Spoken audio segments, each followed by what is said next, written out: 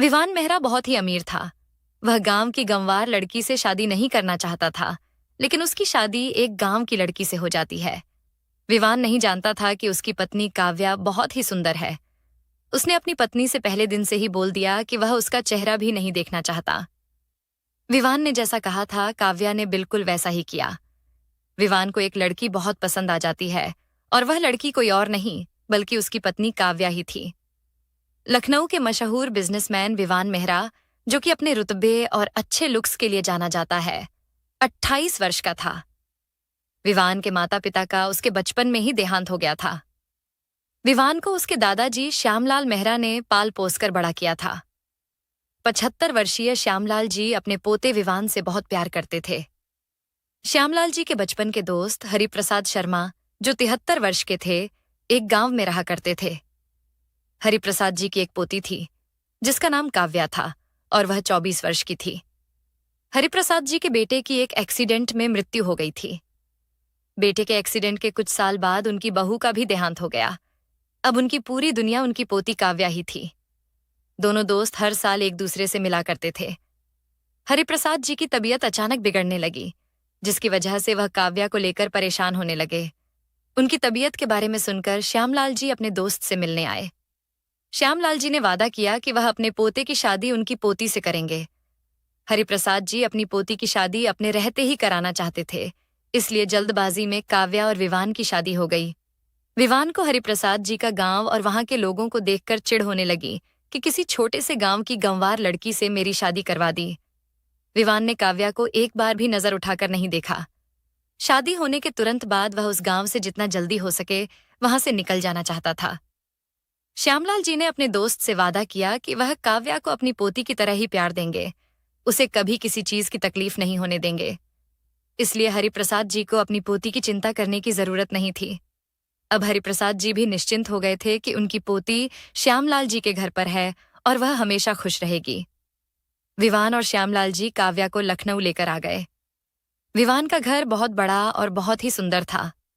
विवान अपने घर के अंदर कदम रखता, उससे पहले ही उस घर की हेड कुक 55 वर्षीय लक्ष्मी ने विवान को रोक लिया।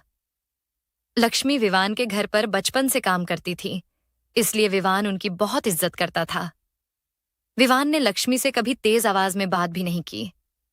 अगर लक्ष्मी कुछ कह देती तो विवान उनकी बात मान लेता था। लक्ष्मी ने दोनों की आरती की और कलश को पैर लगाकर काव्या को अंदर आने को कहा। इस तरह दोनों ने गृह प्रवेश किया। लक्ष्मी और श्यामलाल जी ने कहा कि शादी के बाद की कुछ रस्में हैं, जिसे हम अभी पूरी कर लेते हैं।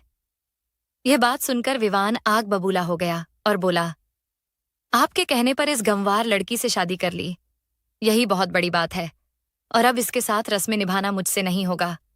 आप लोगों को जो भी करना था वह आप लोगों ने कर लिया, अब मुझसे कोई उम्मीद मत रखना। काव्या घूंघट ओढ़े हुए थी, इसलिए किसी ने भी उसका चेहरा नहीं देखा। विवान को काव्या का साथ एक कांटे की तरह चुभ रहा था। श्यामलाल जी ने लक्ष्मी से काव्या को विवान के कमरे में लेकर जाने को कहा, तो विवान ने लक्ष्मी को वहीं रोक लिया और कहा, यह लड़की मेरे कमरे में नहीं आनी चाहिए, और इससे कहिए कि यह अपनी शक्ल भी मुझे न दिखाए। हो सके तो यह कभी भी मेरे सामने नहीं आनी चाहिए। यह सब सुनकर काव्या हैरान रह गई और उसकी आंखों में आंसू आ गए। विवान ने अपनी दुल्हन को देखे बगैर ही उसे अपने कमरे में आने से मना कर दिया। काव्या को समझ में नहीं आ रहा था कि आखिर उसकी गलती क्या है। काव्या का इस तरह से अपमान होते हुए देखकर श्यामलाल जी को बहुत बुरा लगा। वह तो काव्या को अपने घर की बहू बनाकर उसे सम्मान की जिंदगी देना चाहते थे, लेकिन यहां तो उल्टा ही हो गया। काव्या को देखकर श्यामलाल जी काफी दुखी हुए और कहा, बेटा, मुझे माफ कर दो। मुझे नहीं पता था कि वह तुम्हारे साथ इस तरह का व्यवहार करेगा। काव्या ने अपने आंसुओं को पोंछते हुए कहा, दादाजी, प्लीज आप ऐसा मत कहिए। मेरी तो किस्मत ही खराब है। शायद पहले माँ बाप को खो दिया, दादाजी जिन्होंने मुझे पाला, अब वह खुद बहुत बीमार हैं, और अब यह शादी। मुझे तो समझ ही नहीं आ रहा कि आखिर बचपन से मेरी जिंदगी में इतनी तकलीफ क्यों है। पता नहीं पिछले जन्म में मैंने कौन सा पाप किया था जिसकी सजा भगवान मुझे इस जन्म में दे रहे हैं। यह सुनकर श्यामलाल जी आगे कुछ नहीं कह पाए। श्यामलाल जी ने लक्ष्मी से कहकर काव्या का कमरा दिखाने को कहा। लक्ष्मी काव्या को उसके कमरे में लेकर जाती है और कहती है, बहू, विवान बुरा लड़का नहीं है, बस वह यह शादी नहीं करना चाहता था। मैं तुम्हारा सामान भेजती हूँ, थोड़ा फ्रेश हो जाओ। तब तक मैं तुम्हारे लिए कुछ खाने पीने का इंतजाम करती हूँ। जब तक काव्या फ्रेश होकर आती है, तब तक लक्ष्मी उसके लिए खाना उसके कमरे में लेकर आ जाती है। लक्ष्मी काव्या को देखकर बहुत खुश हो जाती है और कहती है, अरे वाह काव्या बहू, तुम तो बहुत खूबसूरत हो। विवान ने तुम्हें नहीं देखा, लेकिन अगर देखता तो तुम्हें खुद से दूर ही नहीं रख पाता। चलो खाना खा लो। काव्या ने धीमे स्वर में कहा, मैं खा लूंगी, आप रख दीजिए। लक्ष्मी ने कहा, यह तुम्हारे दादाजी का ऑर्डर है, इसलिए जल्दी से खाना खा लो, मुझे भी नींद आ रही है। काव्या अपनी वजह से किसी को परेशान नहीं करना चाहती थी, इसलिए वह खाना खाने लगी। आपको मैं क्या कहकर बुलाऊं? काव्या ने लक्ष्मी से पूछा। बहू, तुम्हारी मर्जी, जो तुम्हारा मन करे तुम मुझे वह बुला सकती हो, लक्ष्मी ने मुस्कुराते हुए कहा। ठीक है, मैं आपको मौसी कहकर बुलाऊंगी, आपको देखकर मुझे मेरी माँ की याद आती है। ठीक है बहू, चलो अब तुम सो जाओ, थक गई होगी ना। इतना कहकर लक्ष्मी कमरे से निकल जाती है। काव्या आज की बात सोचकर बहुत दुखी हुई। उसकी आंखों से आंसू रुकने का नाम ही नहीं ले रहे थे। यहां वह बहुत ही अकेला महसूस कर रही थी। काव्या ने कभी सोचा भी नहीं था कि उसकी शादी इस तरह से होगी, लेकिन काव्या ने एक फैसला कर लिया था कि वह अपनी शादी को बचाने की हर मुमकिन कोशिश करना चाहती थी। अगले दिन सुबह सुबह काव्या उठकर नहा धोकर एक प्यारी सी शिफॉन की नीली साड़ी और मैचिंग ज्वेलरी पहनी और माथे में सिंदूर भरते हुए उसकी आंखों से आंसू बह निकले। काव्या ने तैयार होकर घर के मंदिर में पूजा अर्चना की और पूरे घर में धूप दिखा दिया। श्यामलाल जी जब उठे तो उन्हें ऐसा लगा कि वह घर नहीं बल्कि कोई मंदिर है। उनके दिल को बहुत ही सुकून मिला था। विवान जब उठा तो पूरे घर में धूप के कारण थोड़ा धुआं हो गया था, जिससे वह बहुत ही ज्यादा चिड़चिड़ा हो गया। उसने लक्ष्मी को बुलाया और पूछा, घर में इतना धुआं और इतनी महक क्यों है? वह बेटा, बहू ने मंदिर में पूजा की और धूप जलाया है, इसलिए घर में थोड़ा धुआं और महक रह गई। उससे कहिए कि अगर पूजा अर्चना करनी है तो करें, लेकिन घर में इतनी महक और धुआं नहीं होना चाहिए। कहते हुए विवान अपने कमरे में चला गया। ये बात काव्या ने भी सुन ली थी। उसे बुरा भी लगा, लेकिन विवान की बात भी वह समझ रही थी, इसलिए काव्या ने कुछ भी नहीं कहा और चुपचाप खड़ी रही। लक्ष्मी ने काव्या की पहली रसोई की रस्म करवाई। आज का नाश्ता काव्या ने ही बनाया था। पहली रसोई में मीठे में खीर बनाई, जो उनका रिवाज था। विवान ऑफिस के लिए तैयार होकर नीचे आ गया और सभी नाश्ता करने बैठ गए। विवान ने महसूस किया कि नाश्ते की बहुत अच्छी खुशबू आ रही है। काव्या को विवान के सामने आने की मनाही थी, इसलिए विवान और श्यामलाल जी ने ही नाश्ता शुरू किया। विवान नाश्ता करते हुए बनाने वाले की तारीफ करता रहा, क्योंकि आज से पहले उसने कभी इतना अच्छा नाश्ता नहीं किया था। श्यामलाल जी ने लक्ष्मी को इशारे में मना कर दिया कि विवान को नहीं बताना है कि यह सारा नाश्ता काव्या ने बनाया है। उसे कहिए कि अब से रोज नाश्ता और खाना वही बनाए। खाने में मजा आ गया, कहते हुए विवान ऑफिस के लिए निकल गया। श्यामलाल जी और लक्ष्मी को विवान को देखकर हंसी आ गई। काव्या भी खुश थी कि उसका बनाया हुआ खाना विवान को पसंद आया। श्यामलाल जी को फोन आया और सामने वाले ने कहा, आपके लिए एक बुरी खबर है। यह सुनकर श्यामलाल जी के चेहरे की मुस्कुराहट गायब हो गई। श्यामलाल जी ने घबराते हुए कहा, क्या बुरी खबर है? जल्दी बोलो, मेरा दिल बैठा जा रहा है। हरिप्रसाद जी का निधन हो गया, आप सभी जल्दी आ जाइए। श्यामलाल जी बहुत ही ज्यादा घबरा गए। श्यामलाल जी ने शादी से पहले अपने दोस्त से वादा किया था कि वह काव्या का पूरा ध्यान रखेगा, लेकिन विवान ने उसे अपनी पत्नी मानने से भी इनकार कर दिया। श्यामलाल जी की आंखों में बरबस ही आंसू निकलने लगे। लक्ष्मी और काव्या ने श्यामलाल जी के पास जाकर उनकी घबराहट का कारण पूछा, तो उन्होंने काव्या को जल्दी से गांव चलने को कहा, जिसे सुनकर वह भी काफी घबरा गई। रास्ते में श्यामलाल जी ने विवान को हरिप्रसाद जी के निधन की बात बता दी। श्यामलाल जी ने काव्या को कुछ नहीं बताया, लेकिन फिर भी उसका मन एक बड़ी घटना का आभास करवा रहा था। जैसे ही गाड़ी काव्या के घर पर रुकी, तो काव्या भागते हुए घर के अंदर चली गई। घर के बाहर काफी भीड़ लगी थी। काव्या ने जैसे ही अपने दादाजी को इस तरह देखा, तो वह फूट फूट कर रोने लगी। काव्या बहुत ज्यादा रो रही थी, इसलिए श्यामलाल जी ने उसे संभाला और कहा, तुम्हारा दूसरा दादा अभी भी तुम्हारे साथ है। श्यामलाल जी ने हरिप्रसाद जी का अंतिम संस्कार पूरे रीति रिवाज के साथ संपन्न कराया। काव्या का रोना कम नहीं हो रहा था। वह किसी की बात नहीं मान रही थी, जिसके कारण उसे चक्कर आ गए। डॉक्टर को बुलाया गया और डॉक्टर ने उसे एक इंजेक्शन दिया, जिससे वह थोड़ी देर के लिए सो गई। लगभग 6 घंटे बाद काव्या को होश आया और वह फिर से रोने लग गई। अब उसे यह समझ में नहीं आ रहा था कि वह करें भी तो क्या करें। पूरी दुनिया में उसका कहने को सिर्फ उसके दादा ही थे, लेकिन अब उन्होंने भी काव्या का साथ छोड़ दिया। श्यामलाल जी काव्या को वापस घर लेकर आ गए। अब काव्या एकदम चुपचाप रहने लगी। वह न तो श्यामलाल जी से बात करती और न ही लक्ष्मी से। वह पूरे दिन अपने ही ख्यालों में खोई रहती थी। श्यामलाल जी काव्या को इस तरह देखकर बहुत दुखी हुए। उन्होंने लक्ष्मी को बुलाकर काव्या को बाहर लेकर जाने को कहा। लक्ष्मी ने काव्या से पूछा, क्या तुम मेरे साथ चलना चाहोगी? मार्केट से बहुत सारा सामान भी खरीदना है। मेरी थोड़ी सी मदद कर दो प्लीज। काव्या धीमे स्वर में कहती है। ठीक है, चलिए। लक्ष्मी मार्केट का बहाना बनाकर उसे बीच पर लेकर जाती है। दोनों थोड़ी देर टहलते हैं और उसके बाद दोनों को भूख लगने लगती है। लक्ष्मी उसके लिए कुछ लाने को कहकर वहां से चली जाती है। काव्या बीच पर बैठे हुए इधर उधर झांकती है और कुछ दूरी पर एक बड़े टीले पर एक लड़का खड़ा था। उस लड़के को देखकर यही लगता है कि जैसे वह आत्महत्या करने जा रहा है। काव्या जल्दी से भागते हुए उस टीले पर पहुंच जाती है तो देखती है कि वह लड़का तो रील्स बना रहा था। काव्या के आते ही वह टीले से नीचे उतरने लगा। काव्या कुछ देर के लिए वहीं खड़ी रही। काव्या अपने जीवन की गुत्थी नहीं सुलझा पा रही थी। विवान ने तो उसे देखे बगैर ही पत्नी का दर्जा देने से मना कर दिया। अब वह उस घर में किस अधिकार से रहे, यह बात उसकी समझ से भी परे थी।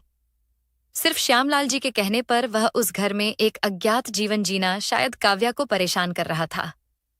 इन्हीं सवालों में उलझी हुई काव्या उस बड़े टीले से उतरने को हुई। जैसे ही वह मुड़कर वापस जाने को हुई, अचानक उसका पैर उस टीले पर से फिसल गया और वह पानी में गिर गई। काव्या को पानी से डर लगता था, क्योंकि उसे तैरना नहीं आता था। अब काव्या को भी लगा कि शायद यही मेरा अंत है। उस बीच पर एक और लड़का था जो सूट पहने हुए था और उसके चेहरे पर रुतबा साफ झलक रहा था। उसे देखकर ऐसा लग रहा था कि वह बीच के सामने वाले बड़े होटल में किसी मीटिंग के लिए आया था। शायद मीटिंग खत्म होने के बाद थोड़ी फ्रेश हवा के लिए वह बीच पर आया हो। उसे भी शायद इस तरह से अपनी जिंदगी की अटखेलियां बहुत परेशान कर रही थीं। उसने एक लड़की को देखा जिसने एक नीले रंग का अनारकली सूट पहन रखा था। वह उसे बस देखता ही रह गया और उसकी नजर एक बार को उस लड़की पर टिक गई। वह लड़की अचानक पानी में गिर गई, जिसे देखकर वह लड़का अपना कोट फेंककर भागते हुए पानी में कूद गया और उस लड़की को बचा लिया। वह लड़की पानी अंदर चले जाने के कारण बेहोश हो गई थी। उस लड़के ने लड़की को बाहर निकालकर थोड़ी दूर पर लेटाया और उसके पेट को दबाकर पानी बाहर निकालने की कोशिश की। वह लड़का उस लड़की को देखकर अपने होश ही खो बैठा। वह लड़की कोई और नहीं, हमारी काव्या थी। उस चांदनी रात में काव्या का नीले रंग का अनारकली सूट उसके गोरे बदन पर काफी अच्छा लग रहा था। वह लड़का तो बस उसे देखता ही रह गया। इतनी खूबसूरत जो लग रही थी काव्या। उसके गीले बाल जो उसके चेहरे पर आ रहे थे, जिसे देखकर वह लड़का उसके गीले बालों को उसके चेहरे पर से हटाने के लिए अपना हाथ आगे बढ़ाता है और कांपते हुए हाथों से उसके चेहरे पर पड़े गीले बालों को हटाता है, जिससे उसके दिल की धड़कनें बढ़ गई थीं। उस बीच से हॉस्पिटल लगभग 10 किलोमीटर की दूरी पर था, इसलिए उस लड़के ने अपने एक दोस्त, जो कि एक डॉक्टर था, को बीच के सामने वाले होटल पर बुला लिया और उसे सारी बात बताई। उस लड़के ने एक रूम बुक किया और फीमेल स्टाफ की मदद से उसके कपड़े चेंज करवाए ताकि उसे बुखार न बढ़े। इतने में डॉक्टर भी वहां पर आ गए थे और उसके घावों पर मरहम पट्टी की और एक इंजेक्शन दिया ताकि उसका बुखार उतर जाए। उस लड़के के दोस्त ने कहा कि उस लड़की के सिर पर गीली पट्टी रखो, जिससे उसका बुखार जल्दी उतर जाएगा। वह लड़का स्टाफ से उसकी दवाइयां मंगवाता है और अपने दोस्त को बाहर छोड़कर आता है। उस लड़के को काव्या का साथ एक सुकून दे रहा था। उसने पूरी रात उसकी गीली पट्टी की, जिससे काव्या का बुखार उतर गया। काव्या का बुखार उतरने के बाद वह लड़का भी कमरे के सोफे पर बैठे हुए सो गया। जब सुबह हुई तो काव्या को होश आया। उसने देखा कि वह एक होटल के कमरे में है। वह पहले तो काफी घबरा गई, लेकिन सोचने पर उसे धुंधली सी याद आई जिसमें उस लड़के ने उसकी कितनी मदद की थी। काव्या अभी पूरी तरह से होश में नहीं थी, इसलिए उसने भी उस लड़के को ध्यान से नहीं देखा, लेकिन उसे इतना पता चल गया था कि उस लड़के ने ही उसकी मदद की थी। काव्या उस लड़के को थैंक्स कहना चाहती थी, इसलिए उसने इधर उधर देखा तो उसकी नजर कमरे में लगे सोफे पर पड़ी, जहां वह लड़का बैठे हुए सो रहा था। उस लड़के का चेहरा दूसरी तरफ था, इसलिए वह उस लड़के का चेहरा नहीं देख पा रही थी। काव्या बेड से उठकर उस लड़के के पास जैसे ही गई, उस लड़के को देखकर उसके होश उड़ गए। काव्या उस लड़के को देखकर हैरान रह गई, क्योंकि वह लड़का कोई और नहीं, विवान ही था। काव्या ने जैसे ही उसे देखा तो वह एक बार को घबरा गई, लेकिन उसे इस बात का सुकून भी था कि कल रात को जिसने उसकी मदद की थी वह कोई और नहीं, बल्कि उसका पति ही था। काव्या विवान के सामने नहीं जाना चाहती थी, इसलिए उसने एक नोट लिया और लिखकर उसे बेड के पास कपबोर्ड पर रख दिया। काव्या अपने कपड़े बदलकर वहां से घर के लिए निकल गई। उधर लक्ष्मी जब वापस आई तो उसे बीच पर काव्या नहीं मिली, जिससे वह बहुत ज्यादा परेशान हो गई। लक्ष्मी ने काव्या को बहुत ढूंढा, लेकिन वह नहीं मिली। आखिरकार लक्ष्मी ने श्यामलाल जी को काव्या के न मिलने की बात बताई। श्यामलाल जी ने घबराकर अपने दोस्त, जो कि एक कमिश्नर था, को काव्या का फोटो भेजकर रहस्यमयी ढंग से ढूंढने को कहा। कमिश्नर ने भी अपने लोगों को लगा दिया काव्या को ढूंढने में, लेकिन वह कहीं नहीं मिली। काव्या जब घर आई तो श्यामलाल जी और लक्ष्मी की जान में जान आई और उन्होंने पूछा कि कल वह कहाँ चली गई थी, जिसके जवाब में उसने कल की घटित हर बात बताई। श्यामलाल जी ने कहा, तुमने अच्छा किया बेटा, न बताकर। उसे तुम्हारे गुणों से प्यार होना चाहिए, न कि तुम्हारी खूबसूरती से। उधर विवान जैसे ही जागा उसने काव्या को ढूंढा, लेकिन वह वहां पर नहीं थी। विवान ने देखा कि बेड के पास उसे एक नोट रखा हुआ मिला, जिसमें लिखा था, मेरी मदद करने के लिए बहुत बहुत धन्यवाद, मैं आपका यह एहसान कभी नहीं भूलूंगी। विवान बहुत दुखी हुआ। उसे काव्या का इस तरह चले जाना अच्छा नहीं लगा। विवान को काव्या से एक अलग तरह का झुकाव महसूस हुआ। अब विवान उससे एक बार फिर मिलना चाहता था। विवान ने जब काव्या को पहली बार देखा तब उसे काव्या काफी जानी पहचानी सी लगी। विवान को ऐसा लगा कि वह उसे बहुत समय से जानता है, लेकिन उसने काव्या को पहली बार ही देखा था, इसलिए वह इस सोच में पड़ गया कि वह क्यों उसे इतनी जानी पहचानी सी लग रही है। विवान ने अपने असिस्टेंट को फोन किया और कल रात वाली लड़की का पता लगाने को कहा और अपने घर के लिए निकल गया। विवान जैसे ही घर में गया, उसे घर में वही धूप की महक आई जो हमेशा सुबह सुबह उसके घर में काव्या के आने के बाद से आती है। विवान अपने चेहरे पर मुस्कुराहट लिए अपने कमरे में चला गया। विवान और काव्या की शादी को 6 महीने हो गए थे, लेकिन विवान काव्या का घर में होना महसूस करता था। वह यह तसल्ली कर लेता था कि वह घर में ठीक है। इन 6 महीनों में विवान को काव्या के हाथ के खाने की आदत हो गई थी। काव्या चाहे बीमारी क्यों ना हो, वह विवान के लिए खाना जरूर बनाती और घर का सारा माहौल देखकर विवान काव्या का होना महसूस कर पाता था। दोनों के बीच एक अलग तरह का रिश्ता बनता जा रहा था। थोड़े दिनों के बाद घर पर विवान की बुआ शारदा, जो 60 वर्ष की थीं, अपने बेटे सूरज, जो 30 वर्ष का था, के साथ आईं। शारदा ने अपने पिता के पैर छूते हुए कहा, पिताजी, आपने किस देहाती गंवार लड़की को मेरे बच्चे से बांध दिया है? क्या आपको वही मिली थी विवान के लिए? श्यामलाल जी ने मुस्कुराते हुए कहा, काव्या बहुत अच्छी लड़की है। तुम एक बार मिलोगी तो तुम खुद कहोगी कि मैंने विवान के लिए सबसे अच्छी लड़की चुनी है। श्यामलाल जी ने काव्या को आवाज लगाई। काव्या किचन से अपने हाथों को पोंछते हुए बाहर आती है। शारदा भी काव्या को देखकर अपनी सुध-बुध खो देती है और मन ही मन में कहती है, क्या खूबसूरत लड़की है। काव्या ने आज साड़ी पहन रखी थी, इसलिए उसने सिर पर पल्लू रखा और शारदा के पैर छुए। शारदा का बेटा सूरज काव्या को अपनी हवस की नजरों से देख रहा था। काव्या को सूरज का इस तरह देखना बिल्कुल भी अच्छा नहीं लगा। काव्या ने शारदा को देखकर अपने सिर पर पल्लू लिया और शारदा के पैर छुए। शारदा अपना मुंह पिचकाते हुए कहती है, खुश रहो। वैसे मेरे विवान के लिए तुम जैसी गंवार बीवी से शादी करवाना मुझे बिल्कुल भी अच्छा नहीं लगा। काव्या ने हल्की मुस्कुराहट लिए हुए कहा, बुआ जी, वैसे आपकी नजर में गंवार लड़की का क्या अर्थ है, बताएंगी? जब से मैं यहां आई हूं तब से मैं यही बात सुन रही हूं। शारदा बड़ी अकड़ के साथ कहती है, तुम जैसी लड़की को न तो अंग्रेजी में बात करनी आती है और न ही उठने बैठने का तरीका आता है। जब देखो तब यह साड़ी पहनकर पल्लू रख लेती हो सिर पर। जब देखो तब इसी तरह के कपड़े पहनती हो, या तो साड़ी या फिर सलवार सूट। तुम्हारा पति बहुत बड़ा बिजनेसमैन है और उसकी पत्नी गंवार रहे तो वह तुझे कैसे अपनाएगा? उसके आगे पीछे हजारों लड़कियां पड़ी रहती हैं, बस उससे 2 मिनट बात करने के लिए। इतना रुतबा है मेरे विवान का। काव्या को शारदा की बात पर हंसी आ रही थी और वह बड़ी विनम्रता से कहती है, बुआ जी, सिर्फ अंग्रेजी में बोलने और छोटे कपड़े पहनने से कोई भी शहरी नहीं हो जाती। लड़की जब तक वह अपने नैतिक मूल्यों और अपने परिवार के प्रति अपनी जिम्मेदारी को न समझे। मुझे लगता है कि अपने परिवार के सामने मुझे अपनी मर्यादा में रहना चाहिए। और रही बात अंग्रेजी की, तो वह सिर्फ एक भाषा है। जब मन चाहे तो सीख भी सकते हैं। और बुआ जी, मैं आपकी जानकारी के लिए बता दूं, मैंने 12वीं तक पढ़ाई की है, इसलिए मैं अनपढ़ भी नहीं हूं। काव्या ने शारदा से अपने चेहरे पर मुस्कान लिए हुए पूछा, बुआ जी, आप क्या लेंगी, चाय या कॉफी? शारदा ने चिढ़ते हुए कहा, गरम गरम चाय, वह भी अदरक डालकर, एकदम कड़क। मेरे सिर में बहुत दर्द हो रहा है। ठीक है। काव्या ने सूरज से भी उसकी पसंद पूछकर किचन की तरफ बढ़ गई।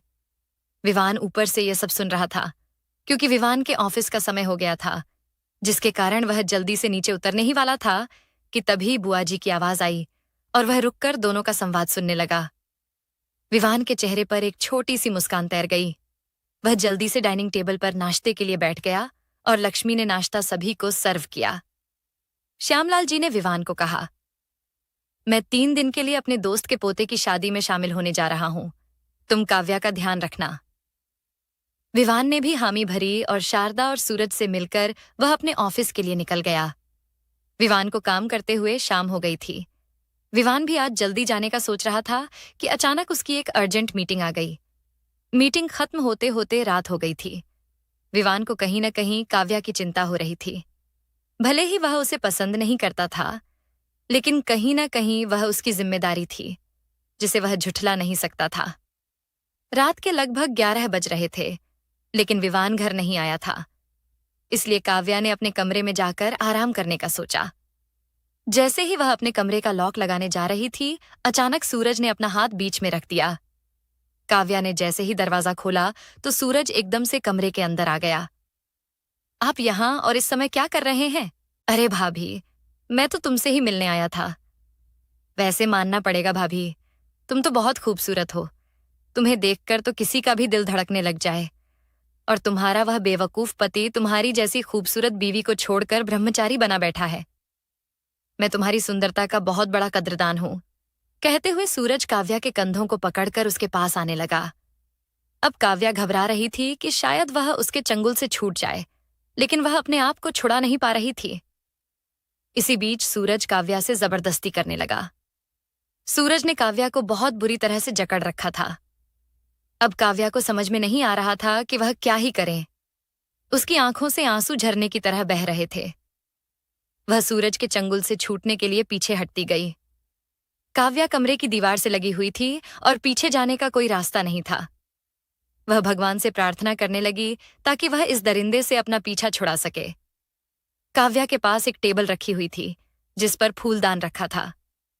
काव्या ने वह फूलदान हाथों में लेकर सूरज के सिर पर दे मारा, जिससे उसकी पकड़ ढीली हो गई। मौका पाकर काव्या अपने कमरे का दरवाजा खोलकर घर से बाहर निकली और भागते हुए वह एक आदमी से जाकर टकरा गई। जब काव्या ने खड़े होकर उस आदमी को देखा तो वह कोई और नहीं बल्कि उसका पति विवान ही था।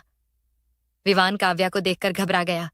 उसने पूछा, क्या हुआ काव्या, सब ठीक तो है ना? तुम इस तरह से घर से क्यों भाग रही थी?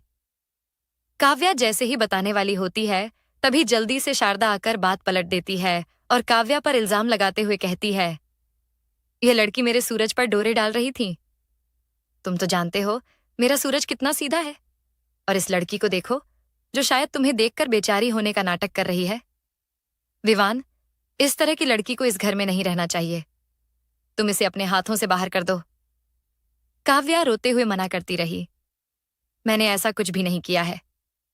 विवान जी, आप मुझ पर विश्वास करें। वह तो सूरज भैया ही मेरे साथ बदतमीजी कर रहे थे और मैंने अपने आप को बचाने के लिए उनके सिर पर वह फूलदान मार दिया और वहां से भाग निकली। बस कर जा, बहुत हो गया। तू मेरे बेटे पर इल्जाम लगाना छोड़ दे, नहीं तो मुझसे बुरा कोई नहीं होगा, शारदा ने कहा। तभी विवान चिल्लाते हुए कहता है, बस चुप हो जाइए बुआ जी। मुझे पता है कि काव्या कैसी लड़की है, आपको बताने की जरूरत नहीं है। आप उस पर इतना बड़ा इल्जाम लगा रही हैं। आपको तो अपने बेटे की गलती पर उसे खींचकर थप्पड़ मारना चाहिए था, लेकिन नहीं, आप तो उल्टा काव्या पर ही इल्जाम लगाने लगी। वैसे कोई बात नहीं बुआ जी, जो काम आपको करना चाहिए था वह मैं कर देता हूं। विवान सूरज को एक खींचकर थप्पड़ लगा देता है और कहता है, आप और सूरज अभी के अभी इस घर से बाहर निकल जाइए, वरना तुम अपनी बुआ से इस तरह बात कर रहे हो, और वह भी आज की आई उस 2 कौड़ी की लड़की के लिए। बस बहुत हो गया, अब मैं इस घर में कभी कदम नहीं रखूंगी। चलो सूरज, शारदा ने कहा। विवान सूरज को रुकने को कहता है और काव्या से कहता है, तुम्हें सूरज को जो सजा देनी है वह तुम दे सकती हो। काव्या एक बार विवान को देखकर सूरज को एक खींचकर थप्पड़ जड़ देती है और कहती है, मैं तुम्हारी भाभी हूं और तुमने अपनी भाभी को गंदी नजर से देखा, निकल जाओ इस घर से। सूरज और शारदा गुस्से में घर से निकल जाते हैं। लक्ष्मी जल्दी से आकर काव्या को संभालती है और उसे कमरे में लेकर जाने वाली होती है कि विवान लक्ष्मी को मना कर देता है। विवान काव्या को अपने कमरे में लेकर जाता है, लेकिन काव्या कमरे के अंदर जाने से कतराती है, जिसे देखकर विवान ने उसे गोद में उठा लिया और बेड पर लिटा दिया। विवान फर्स्ट एड किट लेकर आया और काव्या के पास आकर बैठ गया। काव्या के घावों पर मरहम लगाने लगा, जिससे काव्या थोड़ा हिचकिचाने लगी, लेकिन विवान ने उसकी एक नहीं मानी। दवाई लगाने के बाद विवान ने काव्या से कहा, मैं तुमसे एक बात कहना चाहता हूं। बोलिए, काव्या ने कहा। मैं कॉलेज के समय एक लड़की को बहुत पसंद करता था। मैंने वैलेंटाइन डे पर उसे प्रपोज भी किया और वह मान भी गई। धीरे धीरे हम दोनों का प्यार वक्त के साथ बढ़ता गया। हमारे कॉलेज का आखिरी साल था, एग्जाम्स नजदीक थे, इसलिए हम दोनों एक दूसरे से कम ही मिल पाते थे। एग्जाम्स खत्म होने के बाद एक दिन मैं उसे सरप्राइज देने उसके घर गया। घर के बाहर ताला लगा हुआ था, इसलिए मैंने सोचा शायद घर पर नहीं है। मैंने उसे कॉल किया तो पाया कि फोन तो घर के अंदर ही बज रहा था। एक बार को मुझे समझ में नहीं आया, लेकिन मैंने अपने आप को संभालते हुए उस घर के पास की खिड़की से झांकने की कोशिश की तो पाया कि वह लड़की किसी दूसरे लड़के को बहुत डीपली किस कर रही थी, जिसे देखकर मेरा दिमाग काम करना बंद कर दिया और फिर मैंने ठान लिया था कि मैं अब से किसी भी लड़की पर विश्वास नहीं करूंगा। विवान ने अपनी बात आगे बढ़ाते हुए कहा, जब मेरी और तुम्हारी शादी हुई तो मुझे लगा कि तुम भी मेरी पुरानी गर्लफ्रेंड की तरह ही होगी, लेकिन तुमने मेरी राय को बदल दिया। तुम्हारा घर में पूजा करना, मेरे लिए खाना बनाना, दादाजी का ध्यान रखना, तुम्हारे बात करने का तरीका भी मुझे अट्रैक्ट कर रहा था, लेकिन मैंने अपनी भावनाओं को दबाकर उस पर एक गुस्से का मुखौटा पहन रखा था। मैंने हमेशा से सोचा था कि मुझे तुम्हारी फिक्र का कारण सिर्फ मेरे लिए तुम्हारी जिम्मेदारी लगी, लेकिन इसी जिम्मेदारी ने मुझे तुम्हारे और करीब कर दिया। शायद एक दूसरे का साथ और जिम्मेदारी ही एक शादीशुदा जिंदगी का मूल मंत्र है।